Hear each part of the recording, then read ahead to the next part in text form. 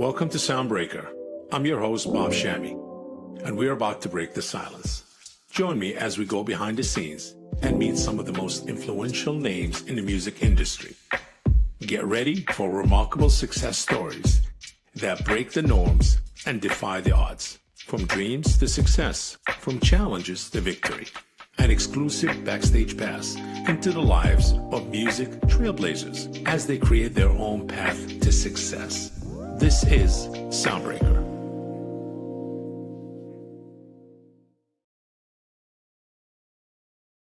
Welcome to Soundbreaker. On today's episode, we're talking to Grayson Sanders, who is a groundbreaker in the music industry. Thanks for joining us today. For our listeners who might not be familiar with you, could you please introduce yourself and tell us a bit about yourself before we dive into it? Just a little bit. Yes. Yeah, well, thanks for having me, Bob. My name is Grayson. I'm the co-founder and CEO of a platform called Chordal. The goal of the platform is essentially to bring the content industry closer to the music industry. The goal is to increase sync licensing opportunities for artists, full stop. So typically when I describe it on a really high level, you can think about Chordal kind of like a combination of, as crazy as it sounds, Spotify plus LinkedIn plus a library management solution.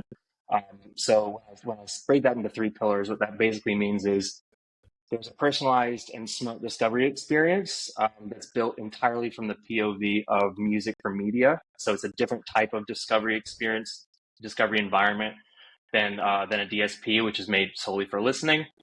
The LinkedIn sort of layer is a professional network. There's a social layer that really powers real-time collaboration and connectivity in the network. The novel aspect of this is that it's driven actually by rights management, which maybe we can get into later. But then the library component is just that in order to facilitate and actually do your job in this space, you need to be able to manage a library, share it, pitch it, project manage. So the solution covers all of that too. All in one. This is amazing. Really amazing. I want to take us back just a bit, go back in the past and see how did you get started in the music industry and where the passion came from? If we can go back to your childhood and say, hey, my parents influenced me, my cousin, my passion, my love for music, if there's any of that, or in college. Oh, yeah, absolutely. So I come from a musical family. My mom was an opera singer. My dad was a painter. So definitely a creative family, which definitely inspired me a lot as a kid. I was, from an early age, wanting to be involved in music, playing piano, and I ultimately ended up going to school for composition. So I majored in classical music. That was a huge passion. And so, of course, navigating through how you make a career out of that, you get out, inevitably you encounter, the type of reconciliation between, all right, well, how much music am I going to get to make versus the business component that needs to be woven in. I was surrounded by a lot of people in the community. I didn't mention, but I grew up in the Northeast. So I went to school in New York and I was living there. I was involved in the experimental music community there. And so a lot of my peers were doing incredible work, but were working multiple jobs to support their passion. They weren't making enough money doing it. And so, I'm sure we're going to touch on this, but a lot of that observation ended up informing why we decided to do what we did with Chordal. So right after graduation from college, you pretty much went on and you went for business for yourself and started kind of experimenting I was working professionally as a classical musician. So I was writing music for chamber ensembles and I was also touring in an indie band. And so you were symphonic also composer, correct? Exactly. Yeah. So that was, my focus throughout school and after was how can I essentially make classical composition, the traditional like commission-based work, my full-time job. And it's a very hard path. It's certainly, as I was saying before, most of my peers who are doing incredible work and getting commissions from big orchestras were also, part-timing at restaurants. And so a lot of what I was seeing was like, there's definitely a disconnect between, it's not just like quality of output or whether the Yeah. music is popular or experimental that determines whether you can have a career. There's actually like a knowledge difference. There's a disparity between the people who are making careers out of this and the people that aren't. And Hmm. you know, obviously, sync and able to, you know, the ability to Well, make money off of licensing is a huge aspect of that. well, that's where my next question is. As a composer, symphonic composer, turn to a co-founder and CEO of two platforms, Chordal and Safari Riot. How did that influence, your shift into the sync and collaborative music space? Sure. I mean, I was very fortunate to have met some people early on in my career who were connected into the publishing world and doing things in sync. And Yeah, so my current partner in Chordal and Safari Riot, Jerry Ye, yeah, he had moved out to Los Angeles. We went to school together. He moved out to get his master's and was working for a publishing company out here. And he called me up and asked if I wanted to maybe get involved with creating some work for them. And pretty soon after, I got a sync license. And for me, at the time, that was the most money I'd ever seen in one place. I couldn't believe that that was possible, really, as a 23 mm-hmm, year old. mm-hmm, And so, as someone who has always sort of had entrepreneurial inclinations outside of just being an artist, I felt like I could potentially, if you know, moving out and partnering with Jerry, forming a company, could potentially expose this to more artists and make, you know, increase the opportunities in this space. Um, Obviously, Safari Riot, for those who don't know, is a sync agency and label. We started that back in 2015. It's you know, highly bespoke, highly individual, very small roster. Did some great work in entertainment, but pretty soon after starting that company, we realized that there's obviously there's a lot of nuance to the relationship of the business. There's a lot of creativity and context that drives the enterprise sync business, but there's also a lot of it that doesn't necessarily need to be driven solely by those soft skills. There's like a knowledge difference, as I was saying. There's a disparity of knowledge, an understanding about how this part of the industry actually works functionally, creatively, legally. And so we thought yes. like we should do we should be involved in creating a solution that's agnostic that can bring this to more people. That's how Chordal really came out from that. Got it. So you can bring the artist and then have the agency to kind of monetize on the artist, work, music, and albums and singles and all of that. When you started the sync business back in 2015, I mean, it's a very competitive business. There's a lot of companies out there, a ton. Yeah. I mean, some I know of, and I'm sure some of them we both know. Was it Yeah.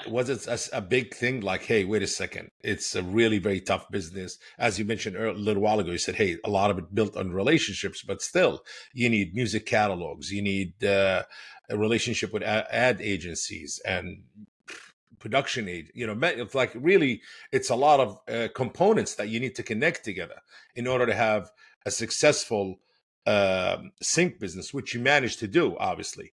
You know. Well, I think that when if you zoom out a little bit and you look at the business, there's obviously Yeah. a huge spectrum of what sync licensing means, from the Yes. biggest ads and film soundtrack placements Correct. down to the micro licensing world, right? And so, Yeah. yes, you're right that the relationships and the gatekeepers who are oriented around those discussions for the biggest syncs definitely require, decades of learning the skills, learning the talk, learning what works creatively, and those are like all extremely valuable services Yeah. that that agents and music companies provide for their artists and songwriter clients. I think that that is never going to go away. That should be augmented by more exposure to more global buyers. And then you Hmm. have this whole other echelon of music licensing that is, currently being chewed up more and more every year by platforms that are providing like royalty-free stock solutions. And they're coming in to fill that market share in this space where artist music is perceived as too complex, too slow to actually license. And so you end up with creators getting licenses for music that maybe isn't their first choice because they would love to get a legal license from that band that they like, that they found on Spotify, or that local artist of theirs, but there's not really a legal framework in place for those profiles of individuals to legally function in licensing. So for what Chordal is trying to accomplish here is like on the B2B level, basically say that, you're not going to just like come in with an AI and say, we're getting rid of human beings. That was my Everything's next question. automated. That Yeah, was my next question, because right. that's what opened my head. I'm like, wait, what do you think of AI coming into play to sync licensing? And I want to touch also on some of the big platforms, such as Getty Images and others, who Hmm. also have a side where you can go and license whatever you want. They have huge, massive music catalogs, without Yeah. also, there's a lot of play, like a lot of things really worked against you.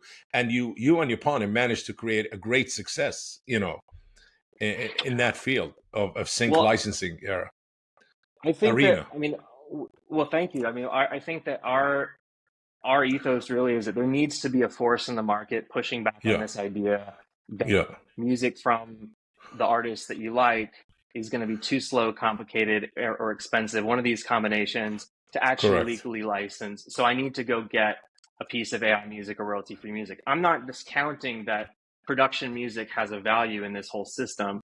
It's Hmm. just that it should be a utility. It shouldn't be a necessity. So like we sort of operate into this idea that the music industry does not have a supply problem, it has an access problem.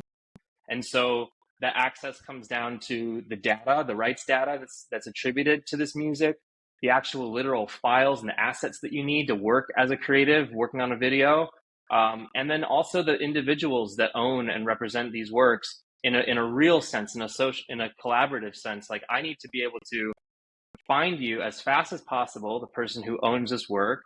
I need to talk to you about the project I'm working on, and then have a legal framework where we can easily get that deal done. And so Are you our goal saying as a they yeah, holding on to that music? Let's say famous artists, they're not letting go of it. Is it greed that they want too much money, or just they're holding on to it? They don't want to, like major labels or rights holder for such big artists and big names. Let's say for want it to be used for commercials, for movies, or for something. If it's not a major film, let's say independent film or just a regular commercial.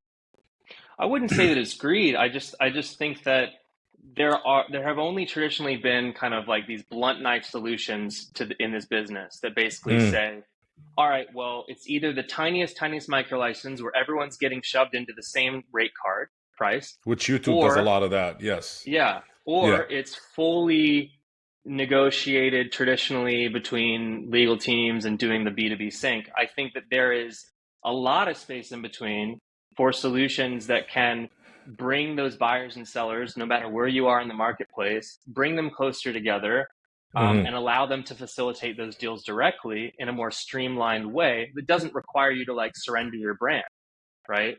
And Got it. so, and that goes for the top 40 artists you mentioned, just as it does for Yeah. the band on The Bandcamp, independent, yeah, or production, yeah, yes, exactly. yeah. Yeah. And what do you think of AI? Is it AI going to start filling a lot of the gaps right now and then start taking over more, you think? Are You you know, referring to like generative AI? generate for, Yeah. yes, yes, I for think generative for a sync license, yeah. I think generative AI is going to put a lot of stress on the production music industry, Uh-huh. because production music traditionally has been utility. It's useful Correct. music that's been Yes. created for a purpose. It's not attached to a brand. It's not attached to an artist, right? And so Correct. I personally think that the cult of personality is going to be the greatest currency. Everyone's talking about this. It's going to be the greatest currency in the next 10 years. It's like making sure that you're really driving the story behind an artist.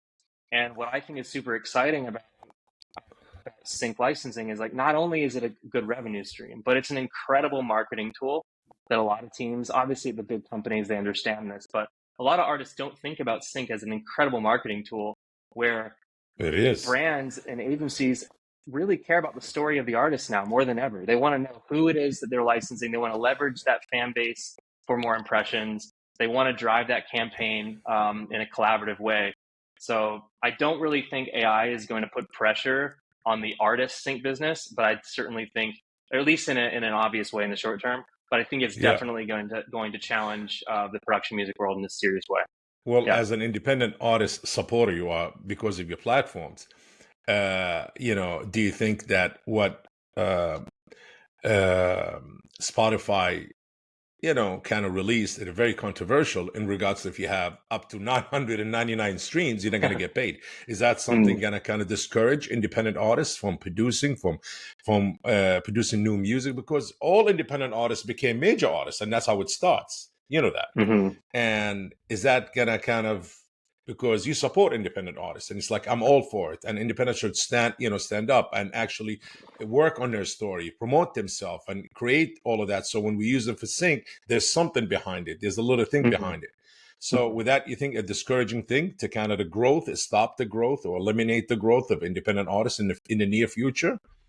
I actually think that the revenue that's captured to artists by Hmm. making this change Hmm. that Spotify made is actually going to offset maybe that the small few fractions of a cent someone would have made if they didn't hit that streaming threshold. I don't think Uh, it's going to discourage ultimately uh, artists from continuing to release music and trying to grow their careers. I actually think it's a very positive move. Which independent artists, maybe they'll push themselves more into other platforms, other DSPs out there, Exactly, and not because just there's a ton of DSP. them. Yes. Yeah, exactly. I mean, DSPs, of course, for streaming success, but Social media, s- social media, building your brand that way. Again, like TikTok. sync, micro sync, and the big TV spots that everyone wants. Correct. Those are all Yeah. incredible drivers of brands too. So Yeah. Great. Great insights. Great insights. Your involvement in collective art. Excuse me if I don't pronounce it right. Ateya Mateya. Am I right? Oh, it, Aiteya. yeah, it was Maria. Adia Media.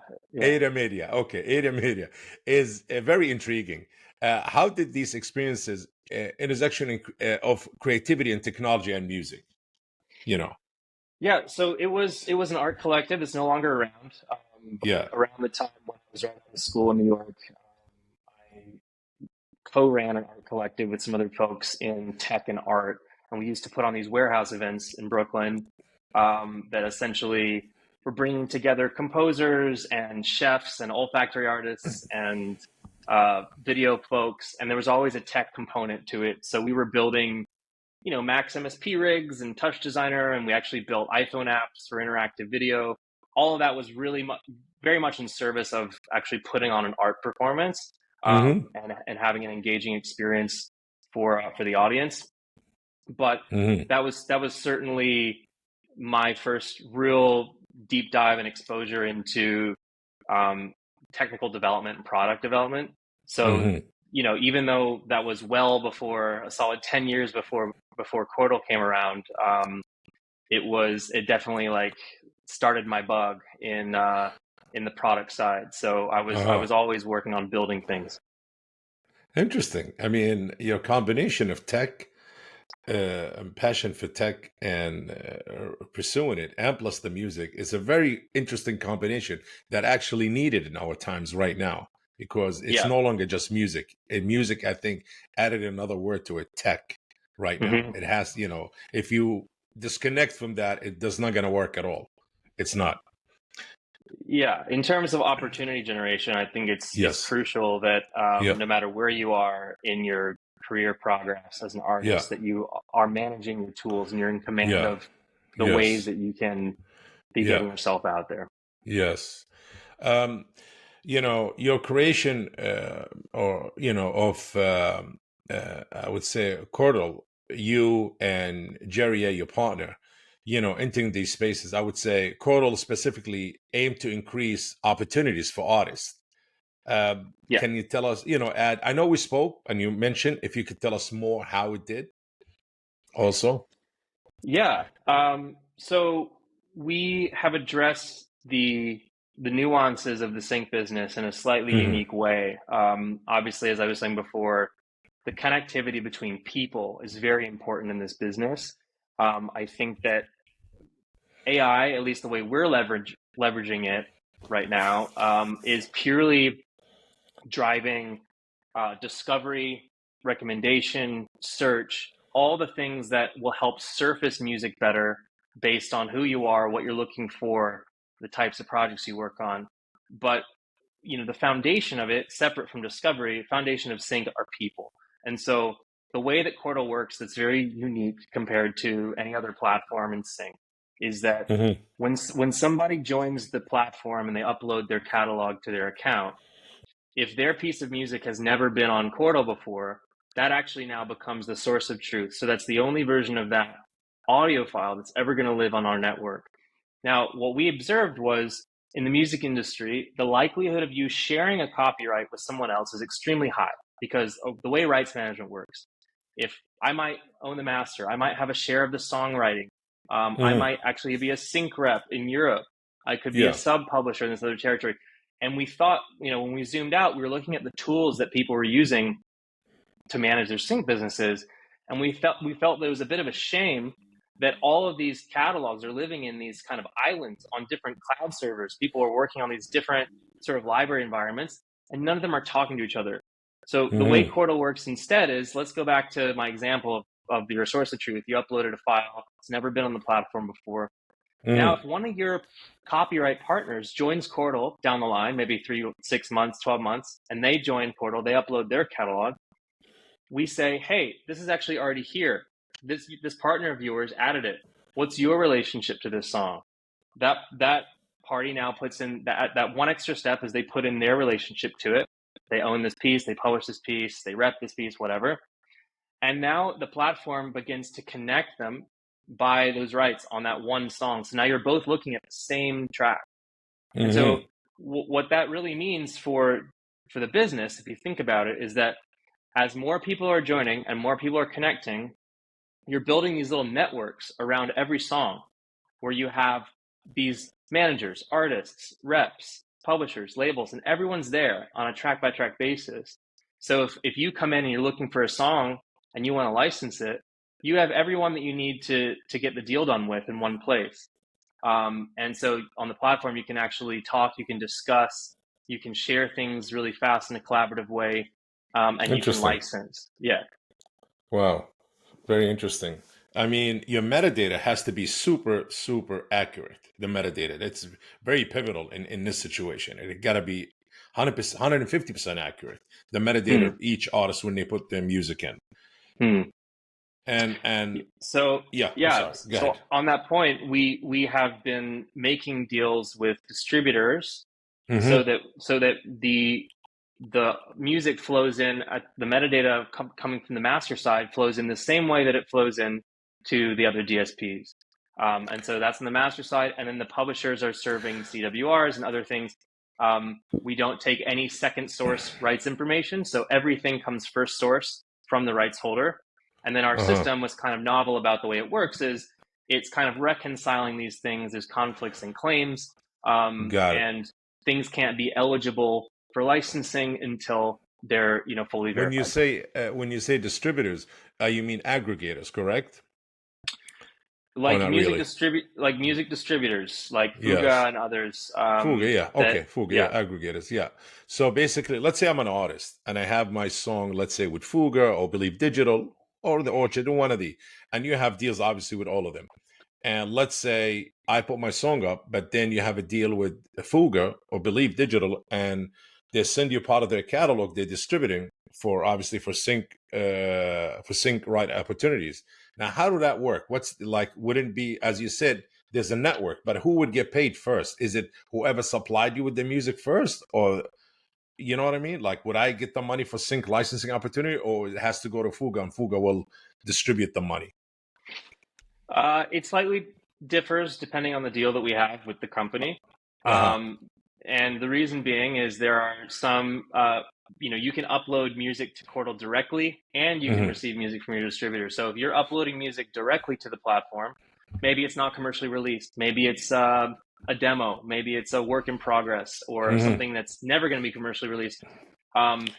In those instances, the payments would be going straight to you or the other rights holders in your split. So the platform facilitates those payment splits amongst the rights holders on the work. In the case of the distributor, It works slightly differently. Excuse me. Yeah. Again, depends on the deal. But in some instances, the distributors want to be the one to distribute the the funds to their Yeah. label clients or their master Yes. site clients Yeah. directly. Yeah. So it goes back upstream to them and then Got it. is distributed out. Got it. Collaborative platforms like Chordal are pivotal in changing the music industry. Can you highlight some notable success, impactful collaborations that have engaged or emerged through Chordal?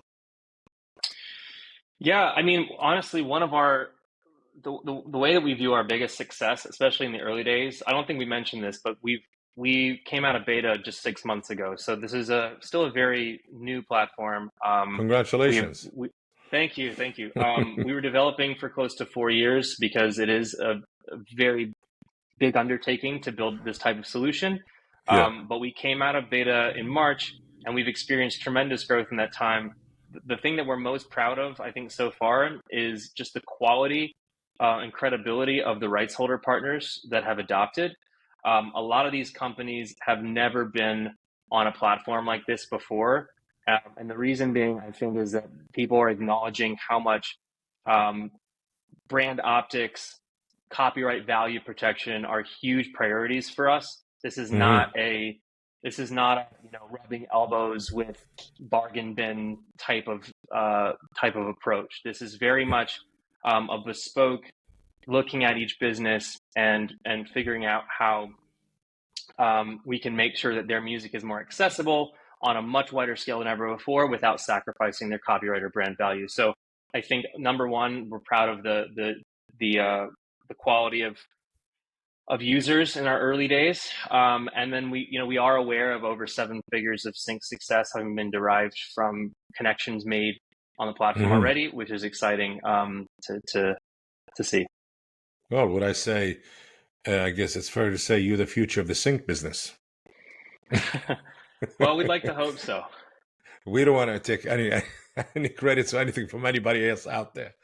Um, Given your background and in experimental media and sync, what is your vision for the future of collaborative music platforms, and how does Chordal fit into the evolving landscape?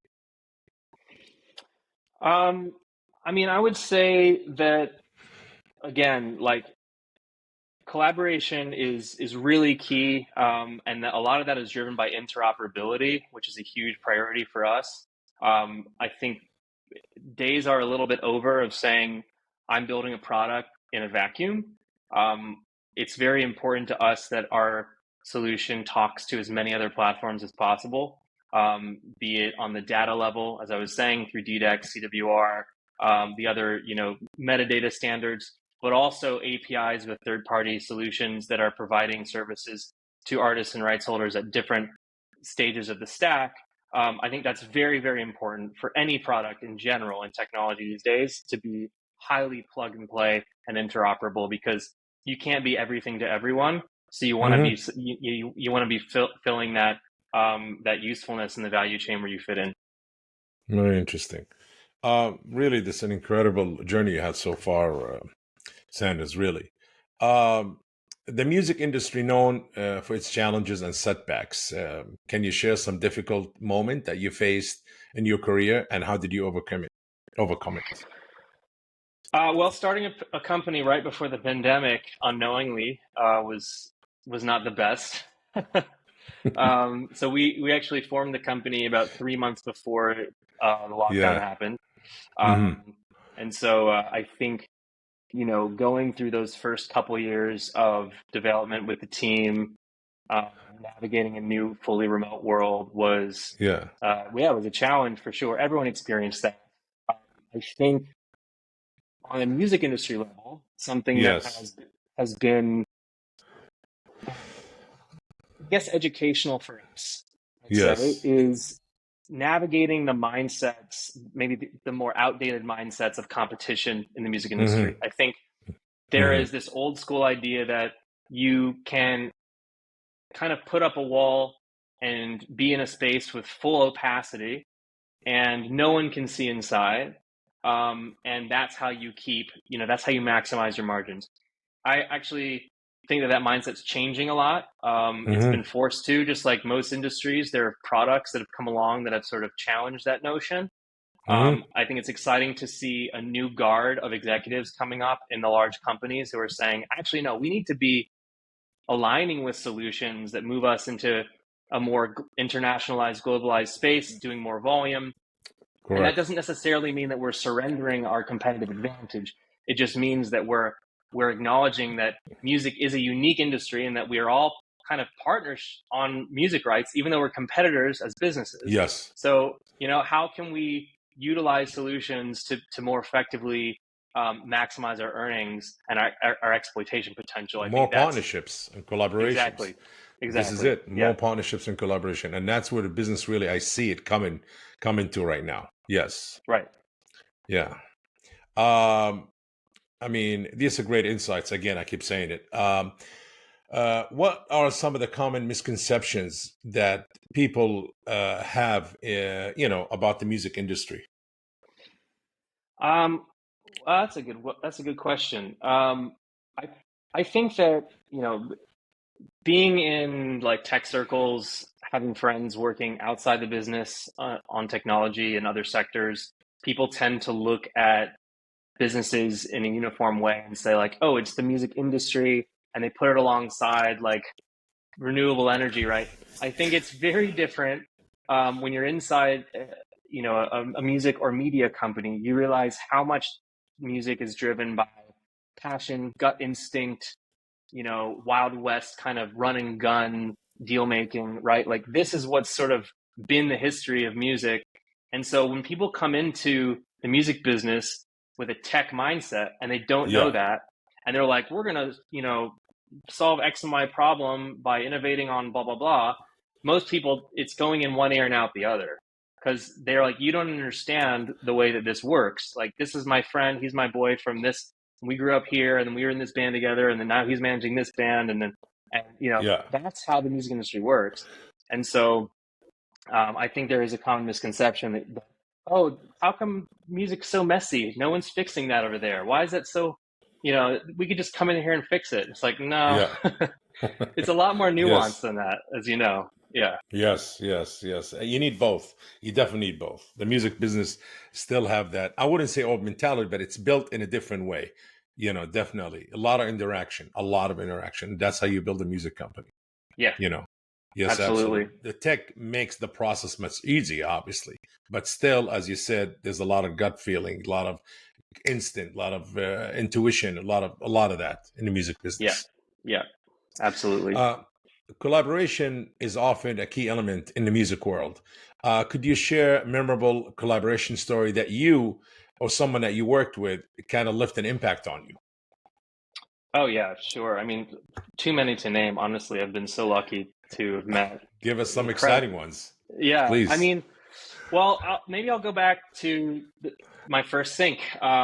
So yes, my partner Jerry, he was working at a music publisher, but one of the clients that they worked with a lot was a music supervision company in Los Angeles. Yes, run by a guy named Jason Alexander and Rudy Chung. So their company was called Hit the Ground Running. A lot of incredible work for TV and film. And when I came out to LA, we became very close with those guys, did a lot of work together. And they were not only big mentors for me in the early days on, improving my craft, but when we eventually decided to start Chordal, we basically worked with them and their team very, very closely for a few years, essentially modeling the experience of using this as a music supervisor on their job. And so they gave us an incredible lens into their business, how they work. There was all these things, we made a lot of assumptions. They would say, okay, maybe, but no one's going to get that the way that that's presented. Or, okay, maybe that's like the shortest distance between 2 points, but people are used to doing it that way. So we need to like handhold them through. So as a result, it was incredibly invaluable perspective they gave us. It also means that now our platform is really nuanced in the way it was built for someone who does that job. And so the buying experience on the platform is very unique and nuanced compared to the selling experience. And that is a differentiator, because I think a lot of sync platforms are sort of like a one size fits all Correct. type of approach. So Yeah, yeah. Um, Technology has significantly changed the music landscape. You firsthand, you know that. And how have advancement in technology influenced your work and the music industry as a whole? yeah, I mean, well, obviously AI is everything. Everyone's talking about AI nonstop in all the ways. Hmm. Everyone's navigating this new era of rights management. What is it going to mean for traditional ownership structure? Um, you know, attribution. These are evolving in real time. We're watching these headlines and involved in these conversations, obviously. Um, for us, I mean, because we're not in the generative space, we are Yes. trying to leverage AI as much as possible, not to replace people, but to augment their workflows. So we work with third party partners on AI products. We also have our own proprietary AI. That's our recommendations algorithms, pricing algorithms, and we're just doubling down on those as a way to enhance the impact that a sync team or an individual can have. Like, how far can they get out there? How can their music be discovered? How can they intelligently price their music based on their territories and the medias they're working in? These are all ways that we're trying to use it, because I mean it's definitely, we're living in a completely new world already. Yes. Yes. And it's moving fast, really fast. Uh, how do you stay updated? Grayson, what's your ways of being, innovative and, keeping up with the latest trends and innovations and all of that? And, the Oh well, I industry is mean, always changing. yeah, yeah. So, I mean, definitely industry trades. Of course, reading religiously and being on LinkedIn. But I would say, honestly, my favorite thing is keeping up with a regular dinner group. There are a few folks that I'm very close with, industry people who put on these wonderful kind of salon dinners relatively frequently, where Hmm. it's just like-minded people working in different parts of the business. There's very little that can't be covered over a long meal and some wine, and, Yeah. and just brainstorming and debating even sometimes. So I love that. I think it's invaluable to be able to like have someone passionately explain where they're coming from and be like, what do I think about that? Because a lot of these issues that we're navigating right now are kind of existential, right? Like, in a lot of ways, Yes. Yes. they're things that we're like, oh, what does this mean for everything that I've done so far in my career? What does this mean for where we're all going? And um, how does the value chain look? And so I I think know. that personal kind of human component is important. Yes, absolutely. Well, great. This is absolutely great. For many of our listeners, who, going to be inspired by this interview when they watch you and listen to our conversation, it's like, how, they're inspired to follow your footsteps. So get in a sync business as somebody who wants to work in it, or probably somebody who wants to start their own path in that kind of line of business in the music industry. What's your advice to them? Well, I mean, I think in general, I don't really believe in taking the fast road. In general, I like to tell people that it's easy to be distracted by bright, shiny Hmm. objects. Hmm. Um, there is always going to be that new buzzy thing. There's always going to be that new, hey, everyone, look over here. All the VCs are throwing money at this thing. That's going to Hmm. happen every few years, for the rest of time. I think that it's important to absorb that, to stay on the pulse of what's going on, so that you understand your context, because context is key. But I Yes. really do believe that if you focus on what you're doing well, you've done your research, you're surrounding yourself with good people, you're an independent thinker. I think if you stick to those core things, the cream always rises. People will always they will always notice something that that is adding true value and utility. Whether it's purely creative, if you're an artist and you want to break through the noise as an artist, like, keep building a good brand, be unique, be independent, make amazing music, meet the right people, like, you're going to get through. And same thing goes for having a tech company. I think it's the same. Here we go for our listeners, a soundbreaker.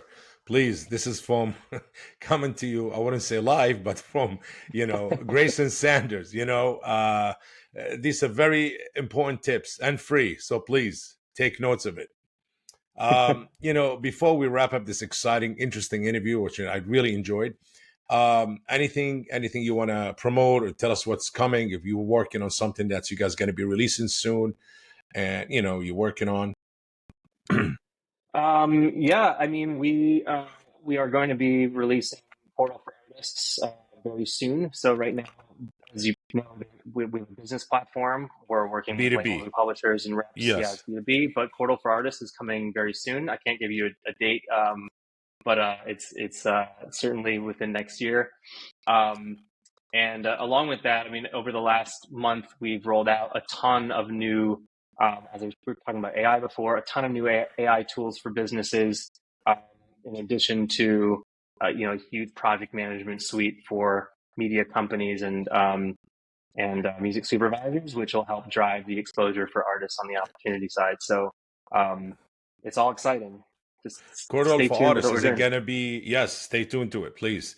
Chordal for Artists, is it going to be a subscription base, or is it, what's the plan for that?